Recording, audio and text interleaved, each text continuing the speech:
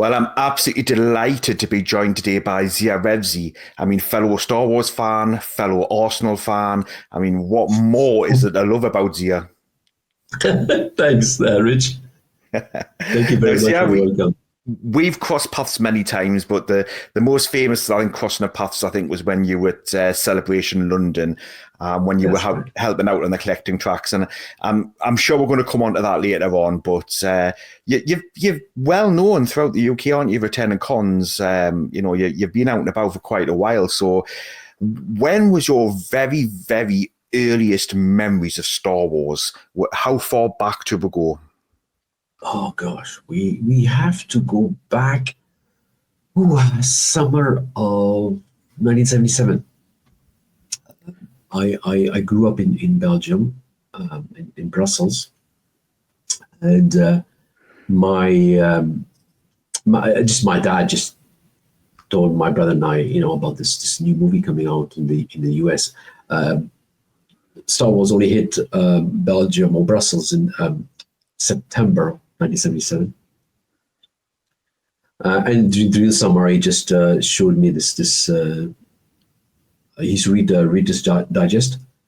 He showed me this article on Star Wars, and that was my earliest memories of it. The first time I was exposed to it. Wow, so you really were a Star Wars baby then.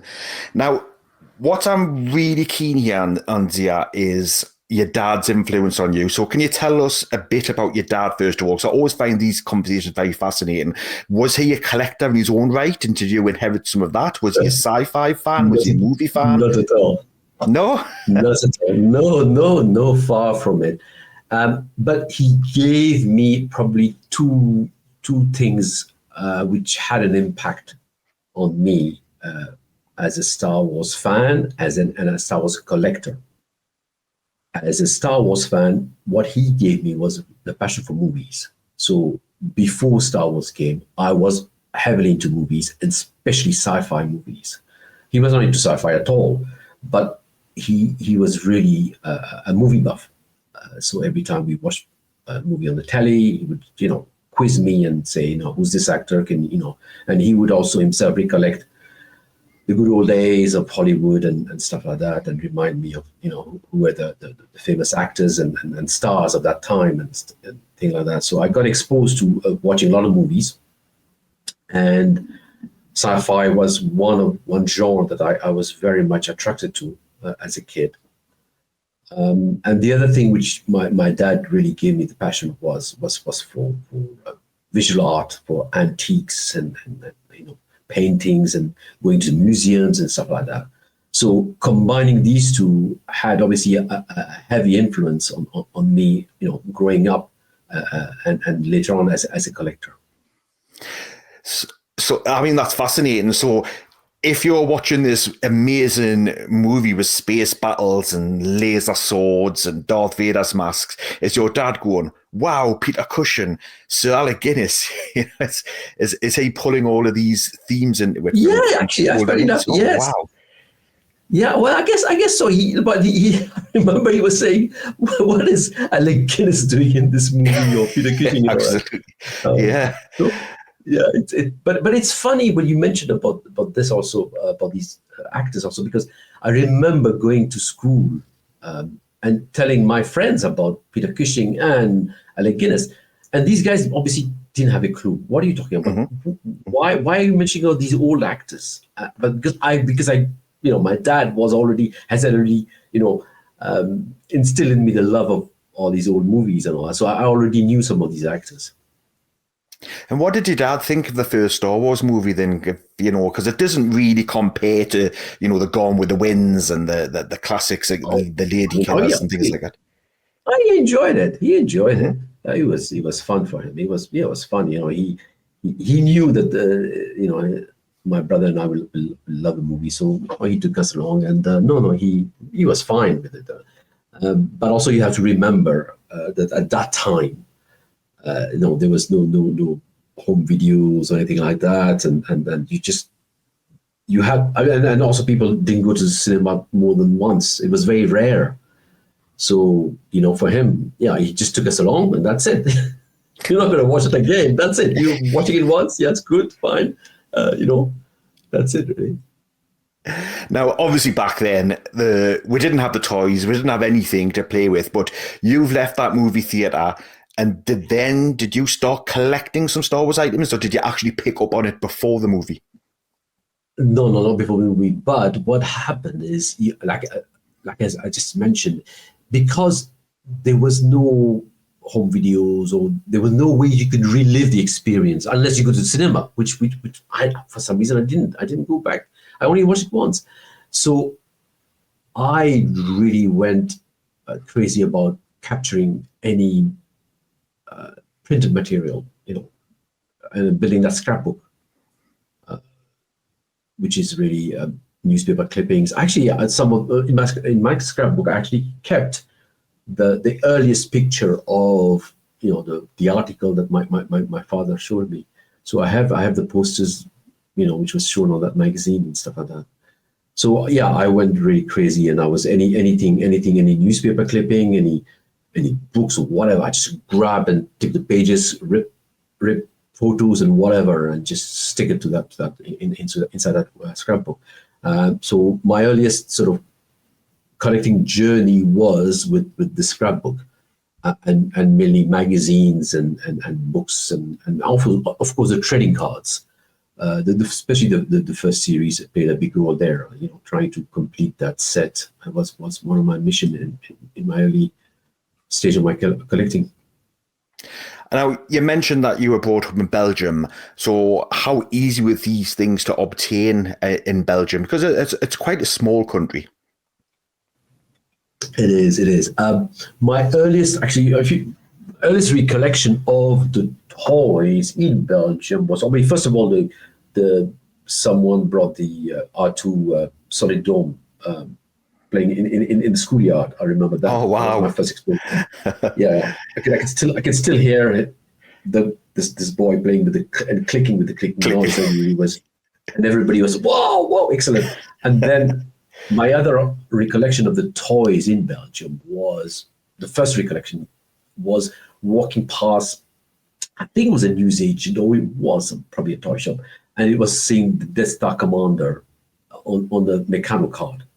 And that's why when I went back to collecting, Death Star Commander was one of my focus earlier on, because I have this vivid recollection of seeing the card back. But it was a Meccano. I know it was a Meccano, definitely. And then later on, I think because Belgium, it was part of Benelux, the Clipper and all that. So there was a strong influence of the Clipper brand afterward. Now, what was it? I mean, there were definite themes running through your scrapbook. The jump out of you've got Darth Vader's on virtually every single page, and there's droids throughout. But what was it about the very early Star Wars imagery that really captivated you? I mean, I think definitely seeing these different characters. I was more captivated with all the droids and all these unusual creatures, and Darth Vader, obviously, and then the human characters. I mean, it just jumped out. I mean, I remember, for example, opening my first top cards, and then seeing the Jawas, and I think, gosh, what's that? It's just so different than what I had seen before. So that was my fascination. Really, is anything other than human was very appealing. So, were there any human characters that you really took to, and we often have lots of people saying, Han was their character, and others were saying Luke, and others have said Leia, even though the males have identified with Leia more. Was there any human character that you really did identify with?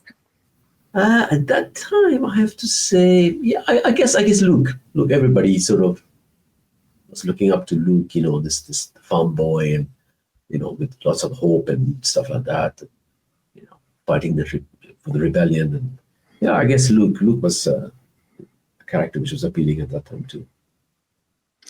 Now, the listeners to this YouTube video that we've got running at the moment will be seeing some of the images that's in your scrapbook. I mean, so all of these are what you've picked up in 77, 78, 79 in in Belgium, this was your genuine childhood scrapbook of everything that you had together.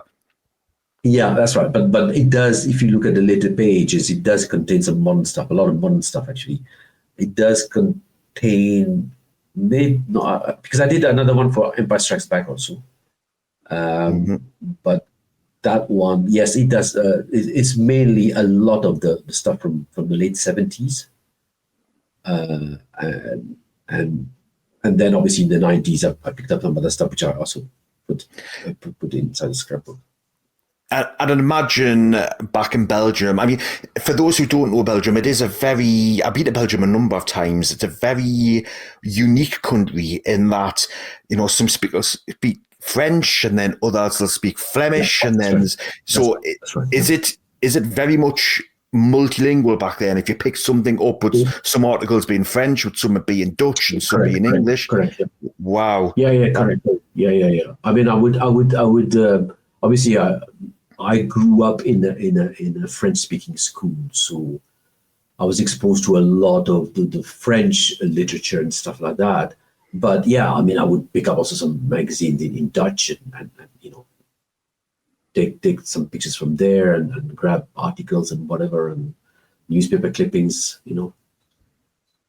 Well, we don't hear a lot about what it was actually like growing up in Belgium. So if we head back to the movie theatres, first of all, what would the movie theatre look like in Belgium? I mean, would it be your typical, big screen with, certainly in the UK, there were very red, velvety kind of chairs, almost looked like big ballrooms.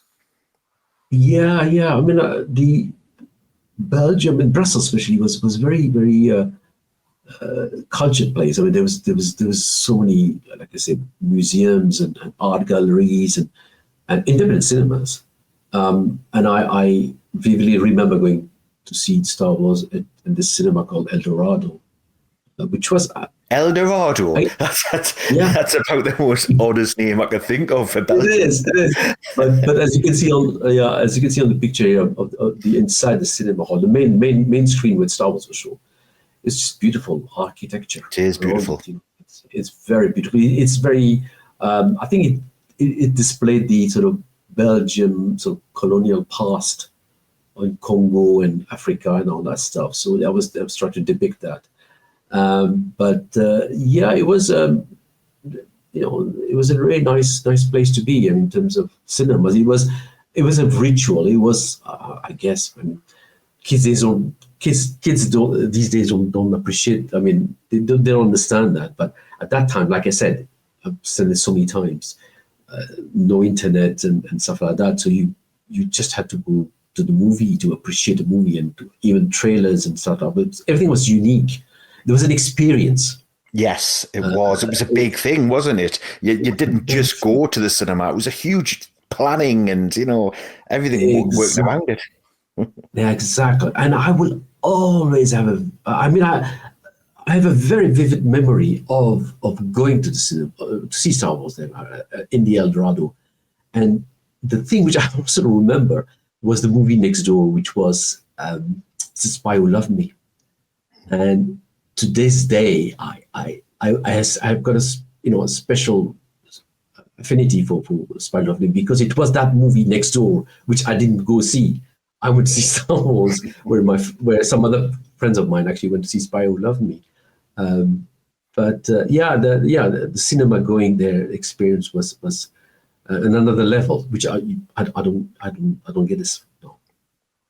No, you don't. You don't get that now. I mean, my kids will just say, "Can we go to the cinema tomorrow?" It wasn't like that back then. You had to stand in the queue. You had to, if you arrived, the queue was too big. Yeah, the ushers.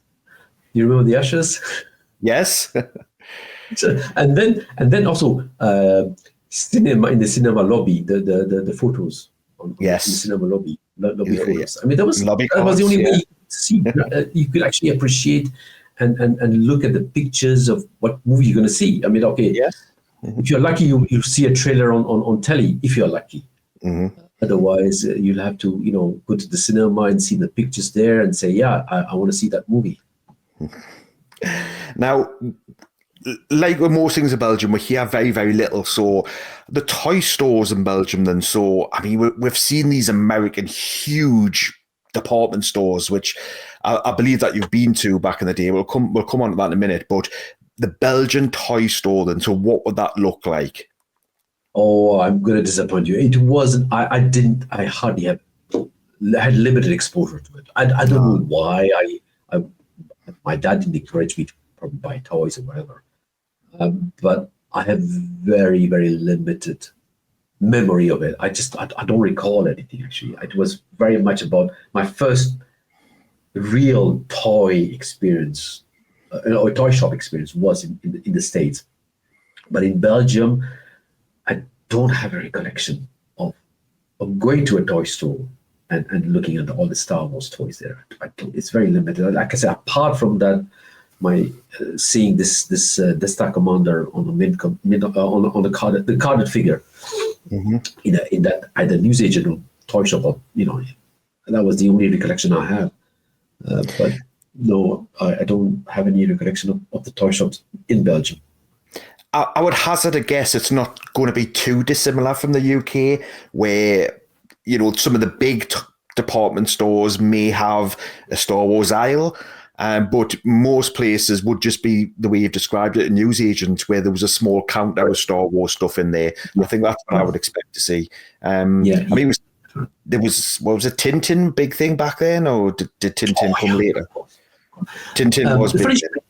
Funny you mentioned Tintin, because I have to also mention it's quite important to know that it's obviously, it's very cliche that Tintin and it's a comic book and it comes from Belgium and all that, but comic book is a big thing in Belgium. It's not just Tintin. It's not Tintin. Just not Tintin. There's so many other comic books which I grew up with, which I read. So Belgium is, I would go as far to say is the capital of comic books. Wow. It's just so Brussels is or Belgium as a place is a great sort of source of creativity in terms of comic books.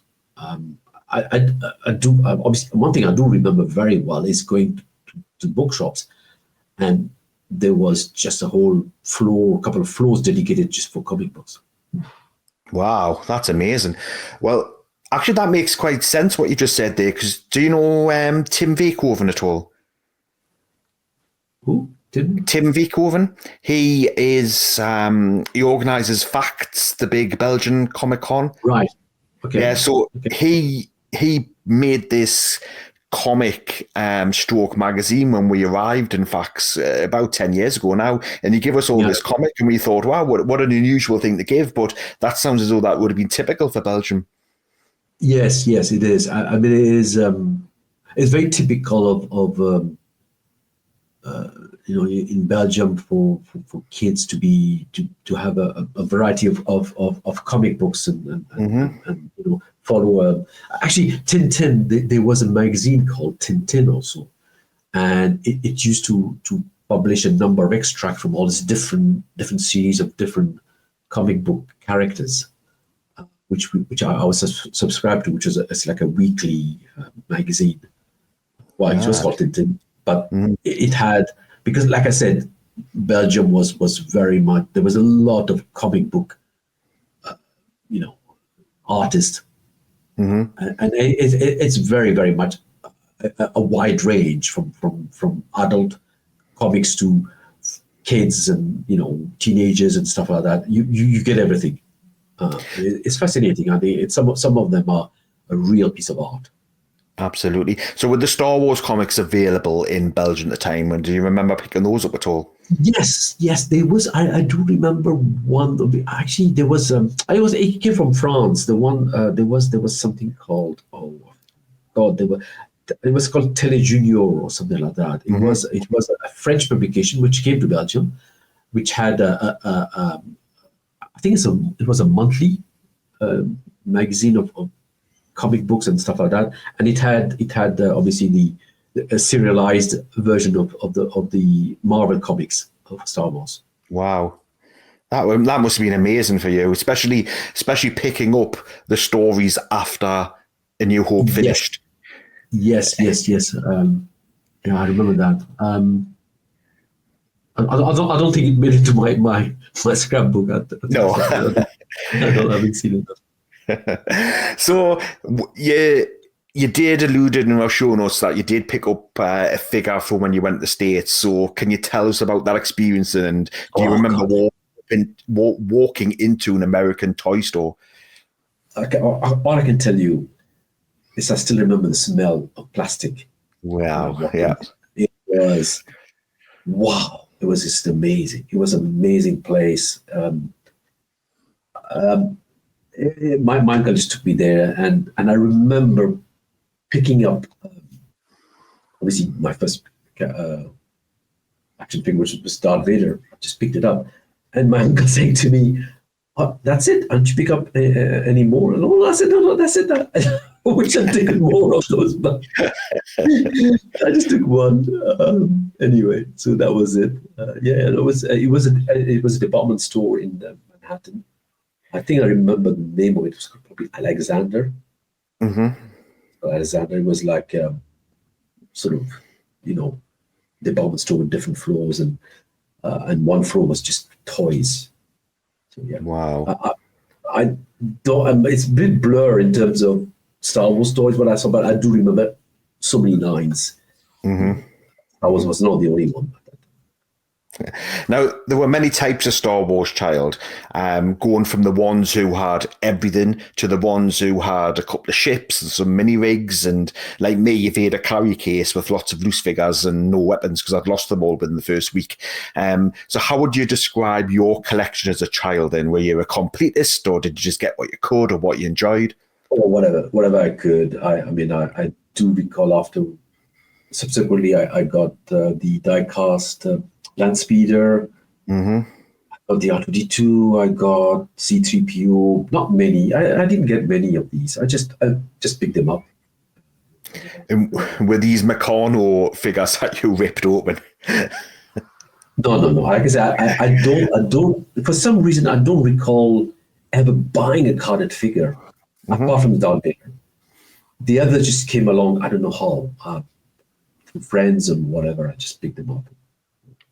Now, you sent a photograph over that I'm really intrigued with, Darth Vader and a crowd of people. What can you tell us about this photo? Yeah, that's in Leicester, Hmm. 1981. I used to spend my summer at my aunt at Leicester, and I remember she picked up a newspaper. She said, "Oh, look, Darth Vader's coming to the local sort of toy shop or whatever." I got excited. And by the way, at that time, I believed it was Darth Vader. It was Yes, the we all real Darth did. Vader. Yeah, we all did. And I just turned up, and there was so much crowd. I need to remember the crowd, and I even had a pen and a pad and said, "Oh, I'm going to get his autograph." And then I think and you can see it. You can clearly see he wrote Darth Vader, and that's it. And I was so excited. I was so Yeah. excited. I got that. Well, a little story for me. So I saw Darth Vader on the tour as well. I would it have been 81? I think it's highly unlikely. I probably saw him maybe 82, 83. Right. And I picked up a Ben Kenobi action figure because this was rare for me. I never got figures unless it was birthday or Christmas because we just simply couldn't afford it. But we went to the Palatoy tour and Darth Vader was there. It was in a Tesco's and I picked up Ben Kenobi. And I'm standing in the queue with me Ben Kenobi, and I was about 4 places away from Darth Vader, ready to, to show me Ben Kenobi. And my mum said, "You can't take Ben Kenobi, put him back," because she just saw an old man. That's all she saw. Why would you want an action figure of an old man? She says, "Pick something better." And I was kind of crushed, and I was like, "It's Ben Kenobi." So anyway, I stuck to my guns, and I got to the front, and I showed Darth Vader me Ben Kenobi, and he ruffled me hair. And that was the Oh, that was made. I was made. Richard, I'm going to Darth tell you something Vader. else. Uh-huh. Yeah, I've got to tell you I've got another story to tell you actually. Yeah. Uh, that Darth Vader, by the way, was probably not very nasty to with the kids. He really strangled the kids. You know, just Oh, for play. Yeah. And I remember being strangled by this Oh, guy. wow. And it's so interesting because I was wondering, wow, he's so strong. Hmm. He was so strong. And then years later, Craig did that book on Star Wars phenomenon. Yeah. Craig Stevens. Sorry, Craig Stevens. That's right. Yeah, and he mentions these Star Wars, these Vader characters going around the country, and they were restless. Oh, They, wow. they used a lot of the restless, and that's why now I remember the grip he had on me. My God, I just was, oof. I still recall the grip. Oh God, it was frightening. Oh, absolutely. And another photograph you sent over was the Reader's Digest, which I've never seen before. So, I mean, obviously, it's got an interesting subtitle in the bottom of that Reader's Digest. But I'm trying to recall. That's the original one, but that's the one I saw that my father showed me, and I'm trying to recall my reaction. yes, I was thinking, did I ever see what was this that text in yellow? I'm just trying to think, and I don't know why I didn't. I was probably more paying attention at the Vader, the picture of Vader on it than what was written underneath. And but yeah, it's quite funny. I think one of our podcast team would like to pick a copy of that up, so I'll pass it on to him for him to hunt down because he likes quirky things like that. Now, you did mention that, I mean, obviously you've got your scrapbook and that, and you sent something over with an autograph on it that I couldn't quite decipher. So what can you tell us about? That's Darth Vader, right? That's what he wrote. And I even wrote in French the date when I first... Cool. When I got the autograph, and it was 14th of August, 1981. 1981. And you just vaguely, if you see it, you can see that it says Darth Vader or something like that. Yes. I mean, I was the same with you. It wasn't until about, I don't know, maybe 12 years ago, 15 years ago at most, that David Prowse obviously announced that it wasn't him who was doing the tour. And I was quite surprised by that because certainly the Vader, I saw he's a huge guy, but if he's a wrestler, that makes sense. And it's interesting, if you look at the paper, it says, there's like, it says Flenac or something like that. It says, there's my aunt was a doctor, and I just grabbed a pad, and it was like a medical pad, or it had all these different medical sort of terms written on these pads and whatever. So that's what I remember. So I just grabbed that pad, and I thought you got that orange characters, and it's I think it's like some sort of drug or whatever that you probably needed for having your throat crushed. Yeah. Now, I mean, it's not very often that we have somebody with such vivid memories of the original movies, but what was the anticipation like for Empire Strikes Back? Were you still in Belgium at the time? Yeah. Oh my God, that was something else. My God, because I knew it was coming out. It was coming out soon. And my God, the excitement. I think again, I have to say, you don't get this now, but no, there was nothing else. You just have to grab some magazines, and which had you get snippets of it, and you get a picture of whatever hot or the AT-ATs and stuff like that, and Boba Fett, and you get excited. So there was a lot of anticipation, and I think in terms of how crazy I went with the Pastor Back, it was probably more than Star Wars. I really loved it, really enjoyed it. And was there a lot of magazines and comics around at a time as well, just as much as there was the original? Yes, there was. You could clearly see there was the marketing guys knew how to ramp up the excitement and stuff like that, and did a fantastic job. Absolutely did. And then for Jedi as well, was the same true? I mean, Jedi too. And again, Jedi was probably even more anticipation because you knew the after the end of Empire Strikes Back, what's going to happen and stuff like that. I do remember that too. I think the anticipation was even greater. It was wonderful, I think, and when you actually saw, it was satisfying. I thought Jedi was very satisfying. I still prefer Empire Strikes Back. It's my favorite movie, but I really found Return of the Jedi very satisfying because it met all my expectations. Now, usually with most Star Wars fans, we hit Jedi, and that's the time where our interests start going elsewhere. There's very, very few have maintained that same level all the way through. So after Jedi, where did your attention start to be diverted to then? Did your first phase of Star Wars collecting finish there, or did it perhaps continue Yeah, for a I little guess bit so. long? Yeah, I guess so. What happened is my brother and I, we collected all these magazines and books and all that, but we knew there was so much out there, and we thought, and we really wanted those, but things moved on. You go to high school and stuff like that, and so yeah, it sort of drifted off. Star Wars was always back in my mind. Science fiction was, the 80s amazing blockbusters and stuff like that. So that, sci-fi kept me going. But yeah, I just moved on. I kept my scrapbook and kept some of the books and magazines and stuff like that, and just moved on. Really, it just drifted off, but always back of my mind.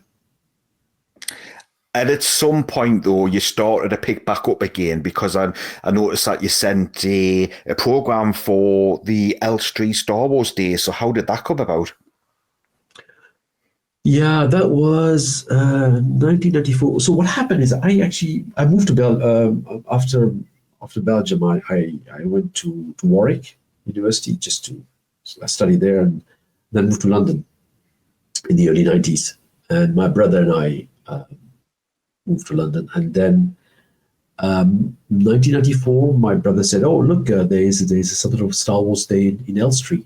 I thought, well, why not? No, why not? Let's go.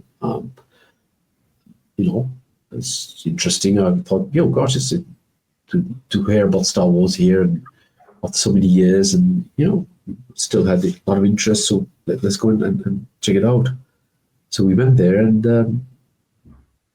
I think there's two things which struck me really. First thing is they had a screening of a number of behind the scenes. I think there's one was a movie on Return of the Jedi, but from a perspective of Warwick Davis. Mm-hmm. He made some sort of his behind the scene, his story behind it, and how he got the part, and there were some really great scenes with Harrison Ford and Carrie Fisher and Mark Hamill and stuff like that. It was good fun. And then after that, there was some there was like a slideshow of actors who had passed away by then, and there was beautiful sort of music going on. And I remember very well when Peter Cushing pictures came on the screen, everybody was just like out of their seat and clapping. And I thought, wow, Star Wars is really alive, really still alive. It's great. It's a great feeling. That was the first part. And then the second part, which struck me, was I came out and I saw these traders. They had all these, tables with. I did remember seeing some toys, but the thing which struck me was the Topps cards. Wow, wait! I had never seen the red, and I had only collected the blue one, so I've never seen the red one in the other series. So I thought, oh wow, that's great. I'd love to collect those. And then my second phase started again. Into Star Wars again. Getting all the cards and everything else. Yeah, I mean that stands to reason for the age that you were at the time. Nobody thought, "Oh, we'll collect the toys again." It was about things like the Topps trading cards and magazines and books and things like that. Yeah. Have you seen any of the video footage? Sorry? Have you seen any of the video footage of Elstree Studios when they did because it was filmed? I've seen a few videos of that day. Have you? No, I don't. And I do see the thing. Obviously, I do remember David Prowse and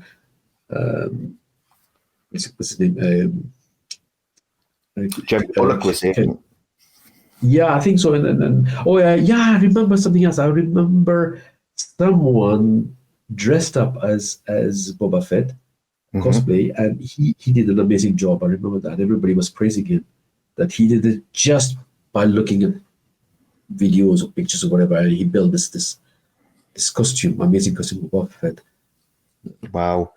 Well, it was about, I don't know, maybe about 7, 8 years ago now that Dave Tree showed the camera footage because it kept panning in the crowd. And it was interesting because you could pick Dave Tree out when he was like 20, 21 years old, however old he was. He looked so young. I was just wondering if you'd actually seen it and spotted yourself in the crowd. Gosh, it'd be interesting to see that. Yeah, well, I know Dave Tree's got a copy of it, so I might I'll get it from him. Yes, because it was certainly worth watching. It was brilliant. But was it 1994? You know which one was it? Because Yes, it was in 1994. It was the original one from 94. Yeah, pretty sure it was. I'll reach out to him, definitely. Yeah, absolutely. But I think it's quite important to also stress that at that time, that phase of collecting started. But there was something else very, very important, which obviously will have an impact on my toy collecting and stuff later on. Was my brother in the mid-90s moved to the US. He always wanted to go to the US, and I thought, that's it. I said, oh, great. Now you can grab all these books and magazines, all these trading cards that we missed out when we were young. And that's what he did. He went on a shopping spree, and he got all these sealed packs of tops and all these beautiful cards. And remember the Wide Vision series came out then, and it was, he grabbed them all. So we had we just tried to grab everything that we missed out when we were young, all these card series and all these books and, rare Japanese magazines and stuff like that. So it was an interesting period. No, absolutely. Now, so we've got some of the trading cards on there, and I think that's what's really missing in today's Star Wars merchandise, the original art and the vibrant colours. I mean, yes. They're fantastic. They are. They would not, I think, have the same appeal if they were just generic, movie for pictures. I think they're wonderful. Yeah, they are. That's definitely, yeah.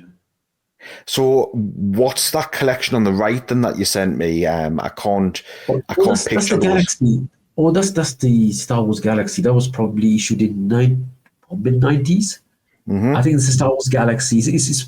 It's Star Wars Galaxy was just artwork from various artists from Star Wars. But then they also had within the, I think it was Series 2, Series 3, they had a whole subset of movie posters. So it's basically, it was trading cards, and I really liked them. And it was just beautiful just to have this variety of different artists, and I think there's an Italian one, there's the American, and there's probably some Japanese ones there. Yeah, absolutely. I mean, I love the Japanese stuff and the Italian as well. I think you've picked my two favourite representations. I think I love both of them. Now, as we start heading towards the mid-90s, whispers are starting to happen about the Phantom Menace. Did that really start to pique your interest and start perhaps? Yeah. I guess there was obviously before Phantom Menace there was a special edition. So that was that really got me into heavily into Star Wars collecting again. But again, just cards, a lot of cards and posters and magazines. But I was very excited. And Phantom Menace, the anticipation again. It was really nice feeling to have that expectation, and seeing the teasers. Wow, it was great. Do you remember doing what everybody else did back then and downloading that trailer, which probably took me a day and a half on a 36K modem? Yes. And then when it opened, it was the size of a stamp. Exactly. No, but I have to say, Phantom Menace made me appreciate the beauty of a teaser. Before it was just trailers, but now I appreciate that before you do the full-blown trailer, you have a teaser. And I thought the teaser was amazing because it doesn't give you too much. And it gives you enough just to get excited about. So yeah, I remember. And I do also remember the other thing which was frustrating every time is the trailers were shown on the full-blown trailer was shown on telly, but you need to have the VCR ready every time, and you missed out and all that stuff. But you have to wait, and I remember one thing they said. They said, "Oh, tomorrow we'll show you the trailer at 8 a.m. Yes, in breakfast or whatever," and I was excited. And when it didn't show up, I remember writing to them and said, "Why didn't you show the trailer? Because I had my VCR ready for it." Yeah, I forgot about that. I remember watching it was something like GMTV or something, and they did announce they were going to show it. There was talking about recording trailers. We have to go back 10 years back actually, and I've mentioned that into another podcast actually. The Return of the Jedi trailer, when I remember coming out, it was sometime in a late night sort of sci-fi show, whatever it was, French TV, and I remember showing they were showing the trailer on that. They said they're going to show it, and I had my VCR ready, and my brother we just couldn't because you could just program your VCR to record at 2 a.m. or whatever. And I remember my brother and I we just couldn't wait. We just walk up and say, "Oh, yeah, we'll record it, but we'll watch it also." And after that, we probably watched the trailer 10 times whole night, just watching again and again. Well, the Jedi trailer must have been phenomenal. Yeah, it was amazing. And like I said, it was another time. It was it's different from now. Just everything's in your fingertip now with the internet and all that stuff. Yeah. So one of the photos you sent me was a load of Starlog magazines. So I'm assuming, is this what your brother collated for you and posted over from the States? Yeah, well, I guess no. These are actually trading cards. The trading cards. Yeah. But I would say I have all of those Starlog magazines. They actually, like I said, when in the 90s when my brother went to the States, he got all these Starlog. Which we used to read, and by the way, Starlog, and there was another one called Famous Monsters. That was our only way to find out about Star Wars news. That was your internet, wasn't it? Yeah, this is before the internet. You relied on these magazines, and they were monthly magazines, so you had to wait a month. It was interesting. But again, they were wonderful covers. The covers on these Starlog, brilliant. Love it. Yeah, absolutely. Now, I am going to be honest with you, this one on the left, I just have not got a clue what that is with the letters. So where on earth did you pick that up from? Oh, this is the Empire Strikes Back had 3 stops series, and each of these series had a sticker set like the first top series, and this one was just these were letters, stickers in that you got into the Empire Strikes Back pack. I think it was probably series 2 or series 3. I don't remember. So yeah, they're not very common, but very unusual. Yeah. Absolutely. But they're in very good condition. Like I said, by the way, that also my brother going to the States was at the same time also when eBay came out. Oh, right. And again, my brother and I, we just we went to town with this. We just bought all these stickers and all these cards and so on. So before the Phantom Menace came out, then with you having such a love of literature and comics, did you pick up the Zorn novels and the Dark Empire comics? You went down that whole route as well. Not the Zan. Sorry, I did Zahn, but not the Dark Horse comics. But Hmm. Timothy Zahn, I remember reading it, and I enjoyed it. It was good. Hmm.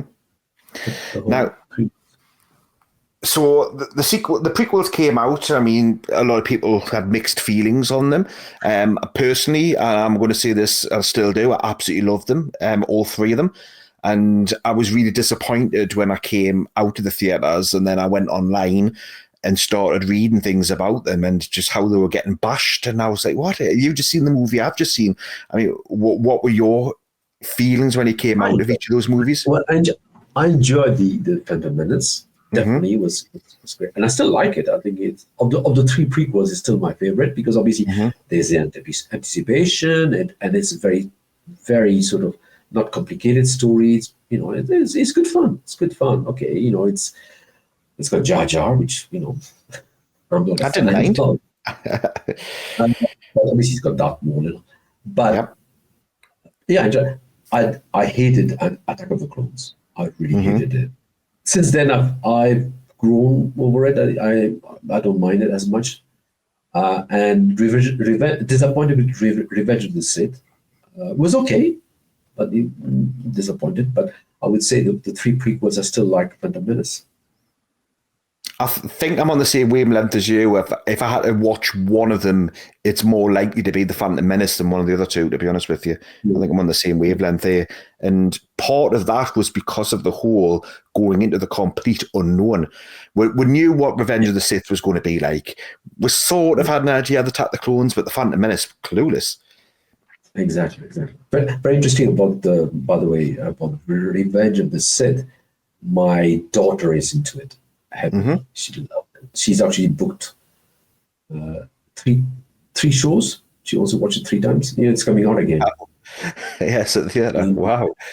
she's already booked, and she's dragging me to one of the shows. So we then head towards phase three, then Zaya. So what was that first purchase, and what made God. you go ahead and do it? Well, what happened is early 2000, right? Picture this. I've got all these cards and all these big, I've got sealed boxes of Topps cards and all this stuff. And I was very lucky. I happened to find someone who was willing to buy a lot of these things. So I thought, fine, yeah, just, Hmm. because I was space and stuff like that. I was getting tired of those, and so I started selling those to this guy. And I was thinking, what should I do with this money now? Because I still want to do something with Star Wars. So and then casually browsing eBay or whatever, and then maybe I still I don't know where the trigger came from. Maybe a book or something. I was seeing these carded figures. I don't know what, but something just triggered, and I just say, "Oh, I need to have those." I was I and I start thinking I miss so much in my childhood all these toys. If you look at this collection, really, it is about mint on card. A lot of mint on card, not many loose, because again, I didn't have many. I didn't play with the toys. I was young, so for me, it's about reliving this experience of going to see them displayed, maybe subconsciously. That's why I'm attracted to these mint on cards. But yeah, and again, my brother was very instrumental. He was based in the US, and I went on eBay, and that's it. Started buying and loads of them, and every time he came to London, he brought these toys back. Well, when I looked at these, I thought, is this perhaps a way of you collecting something that is paper based still, where like these wonderful images on a beautiful card back, reminiscent in a Correct. way of your magazines and your comics. It's Correct. just that obviously it came with the action figure. That's spot on. Actually, I didn't think about that angle. You're right. You're right. But also, there's something very important I need to mention here because I was very lucky that I got connected with this chap. Gosh, his name escaped me now. Who wrote the Star Wars wish book, wish wish list or wish book. What's it called? I don't know what's it called. Jeffrey. It's called Jeffrey something, and he's the author of that book, and he knew Star Wars very well, and he was based in the US, and I corresponded with him via email. I think it was before Facebook, and he taught me everything about these because I didn't know anything about 12 packs, didn't know anything about 21 packs or whatever, Kenner and all these things, and he taught me everything. And I remember two things he taught me, which helped me a lot in my collecting journey. Was he always said, go for mint card or mint figures or whatever, or place it, and have a lot of patience, do a lot of research, and that's what I did. I had a lot of patience. Where did you do your research back then? Then what websites were you looking at? How did you start getting in it? I think it was just browsing through the some of these discussion groups. Again, this was before Facebook, so it was very much about. I don't remember the SWCA that much, but it was just there were a number of websites. I think the 12 back website was a good one. Yeah, I don't have a specific recollection of Facebook. Was this Jeffrey Colton at all? Jeffrey Colton, that's right. Jeffrey Colton. That was him, was it? Jeffrey Colton, yeah. I hope he's listening, because I owe so much to this guy. I mean, my collection would not be there if it wasn't for him, because of this philosophy of always going for mint helped me build my collection. Because as you know, the price kept on going up, at some point. And obviously they're civilized now.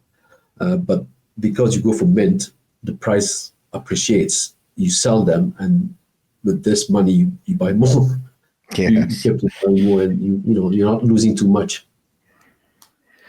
And what was your initial goal then? Because at some point you would have went, oh, there's 12, oh, there's 21, oh, there's 40. Oh my God, how many is there? What was your original goal? I don't think I had a specific. It's funny. No, I thought it was more for me. You're just buying anything, play sets, anything which looked nice, which was sealed. There was no specific idea that I'm going to get all the 21 backs, or I'm going to get the Empire Strikes Back offer list. It was not like that. It was just, I like the character, I just get it. I like the card back, I just get it. Diecast was definitely something which I was very much attracted to, so I started getting all the diecast set, including eventually I got the TIE Bomber. I remember I got it from, I think, Vectis. And that was quite an achievement, getting that. Oh yeah, it was. Actually, it's not even a mint one. It's just a yellow broken bubble, but which has sold at a good price too. Now, when you were collecting, and then obviously your collection's expanding, and then you're starting to run out of space, at some point you've got to start changing.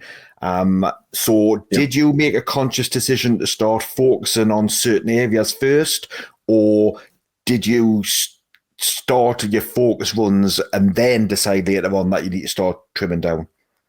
I guess there was a focus. There was a pattern, definitely. I mean, I remember having the Obi-Wan as a focus. I remember having Stormtrooper as a focus. I had all the different focus. And I remember people commenting and saying that this is not sustainable. What you're trying to do, we had different characters. The Star Commander was one of them. I knew that this is not sustainable. I cannot have so many different characters and so many. So I had to narrow it down. And obviously it was getting expensive. It was some of my top favorite one, like Darth Vader, the Solid Dome, R2D2, or even the Princess Leia Organa. They were not cheap. Especially if I wanted to get the really nice one. So I had to get rid of some of my characters and narrow my focus to 5 or 6. And how did you decide then? You've let go your Stormtrooper collection, for example, but you perhaps have kept your Death Squad Commander. How did you decide to do that? Well, I knew there's some characters well, like that's Dark Commander reminded me of my childhood. Mm-hmm. The R2D2 reminded me of that kid in the schoolyard and stuff like that. Darth Vader was because of my first purchase, and these were 4 or 5 characters I knew that I really wanted to focus on, and I knew that I had to give up the others. But then at the same time, I also had an inkling to get the 12 packs because I thought, you know what, if you are going to be a vintage collector, especially with carded figures, you need to have your 12 packs. That's part of collection for everybody. Everybody who's a serious collector needs to have it. And it's funny because I got some very good deals on graded items, graded 12 packs. And then I thought, well, why don't I go all the way and get all the 12 packs on graded, on 80 grade, minimum 80 grade, which I managed to achieve a couple of years ago. So I was happy with that. Wonderful. Absolutely wonderful. I agree. I think the 12 backs do have a special place in everyone's heart. I mean, the 12 backs, certainly the Kenner ones weren't available in the UK, but everybody still wanted a set of 12 backs. They are wonderful. Real good piece of history. It is, yeah. Now, at some point then, you started doing, again, what a lot of collectors done, started dipping your toes into other cons and celebrations. So when did you first feel as though that you got involved in the community aspect of Star Wars collecting? I think it's when I joined Echo on Facebook. It was, this was great. I mean, this is where you make some connections and you meet some people. And you learn a lot from these guys. I mean, you make friends and you learn in terms of the items and how to look at them, and the variants, and stuff like that. So it was a great feeling to be part of a hobby, and making some great friends. And it was funny because a lot of them were virtual because I didn't have any much contact face to face with some of them until you go to Celebration. But I really enjoyed that part, really. Well, you see, we're unusual, I think, in the UK. So if the Americans, for example, they had Rebel Scum, and they had Rascovy before that, and I don't know, I'm making numbers up here, but say 90% of American collectors all started there. But in the UK, we had lots of pockets. We had collectors who still don't do socials. We had collectors who would go to, Cheshunt and all these, cons that had been going around for 20, 30 years. Then you had groups and stores forum, and then you had groups that would start on Facebook. And then it's taken quite a while for all of those to merge together now into a bigger community, such as what you see at Celebration or Echo Live. So was a Celebration the first time that you came out and made face-to-face connections, or did you do any of the Echo bases before that? No, actually, I haven't go to any of the Echo Lives. I've actually been probably twice to Echo Live, and this is really later on. So for me, Celebration was the time I met some of these guys. I think 2000, the one I remember is 2016 one with some people. But I would say the big one, 2023, which is say 2 years ago, that was when I really, for me, it was all about people. It was getting to know people from across the pond, from the US, who came over, and meeting some great collectors. And oh wow, that was amazing. This is, And many people saw you helping out on the collecting tracks panel, and so how did that happen, and why did you decide to go down that route? I thought, no, because for me, the Celebration is first of all the people, but still it's about vintage collecting. It's not. I'm not into much all the modern stuff. And I thought, well, that's a great way of meeting some great collectors, and learning about vintage collecting. A lot of the collecting track is about vintage collecting, so why not? And I thoroughly enjoyed it. It was amazing. I mean, it was hard work. it was hard work. It was hard work, but it was just sitting next to Gus Lopez and Duncan Jenkins and all that. It was fun. It was good. And what it gives you a real appreciation of is that these guys are just genuine, down to earth guys. You can sit and have a chat and you can talk about things, and there's no arrogance. There's no "who are you? I'm better than you." There's none of that at all. There's such really lovely guys who are willing to have a good conversation and share the passion. Yeah. No, it was great. Especially that I found out afterwards that after I purchased the tickets, that I didn't have to buy the tickets because I was part of the collecting track crew. So I got my ticket refunded. So it was great.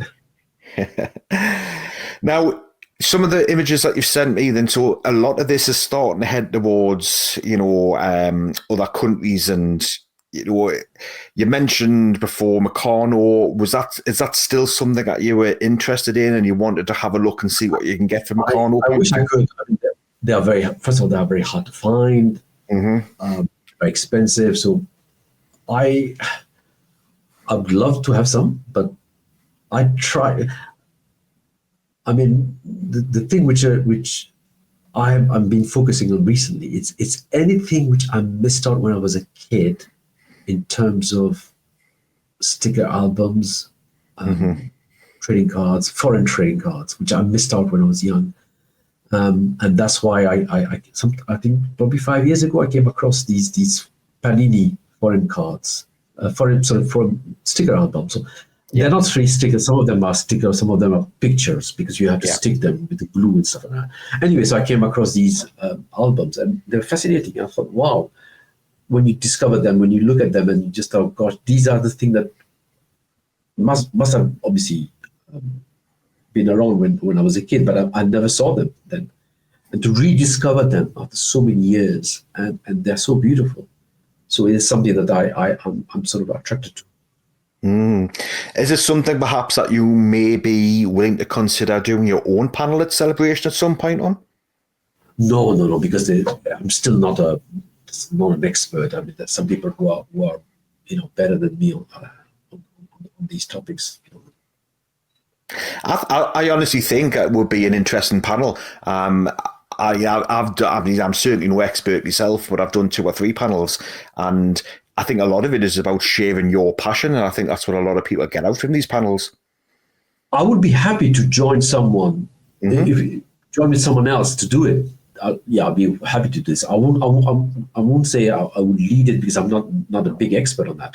But if someone else has got, let's say, a complementary piece of in their if they have something in their collection which complements my collection, then I'll be happy to do the panel on this topic, because I think this is a fascinating piece of collecting. Absolutely. One of the best panels I've seen was in Celebration Essen, so that this would have been Europe 2, and God knows what year it was. But it was about 12, was it about 12 people on stage, and each one represented their own country. So you had Matthias representing, Sweden, and Stefan was there for France, and James Burns was there for the UK. It was brilliant because each one spent about 5 minutes highlighting some key pieces from their country. That was a wonderful panel. I learned so much. Oh, okay. So what keeps you in the hunt still, in Zia, sorry?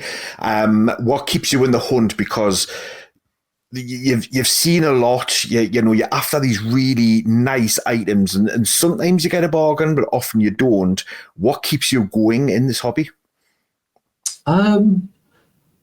Well, first of all, is keeping in touch with fellow collectors. I think that's one thing quite important, because, like I say, you're constantly learning every time you speak to them and stuff like that.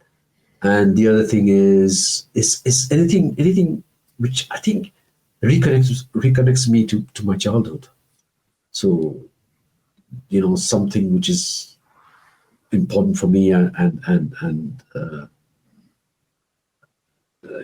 reminds me of what it's like to be a kid and stuff like that.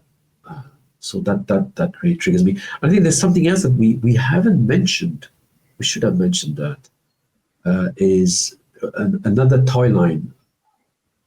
Sorry, another piece of Kenner toy, which was the movie viewer.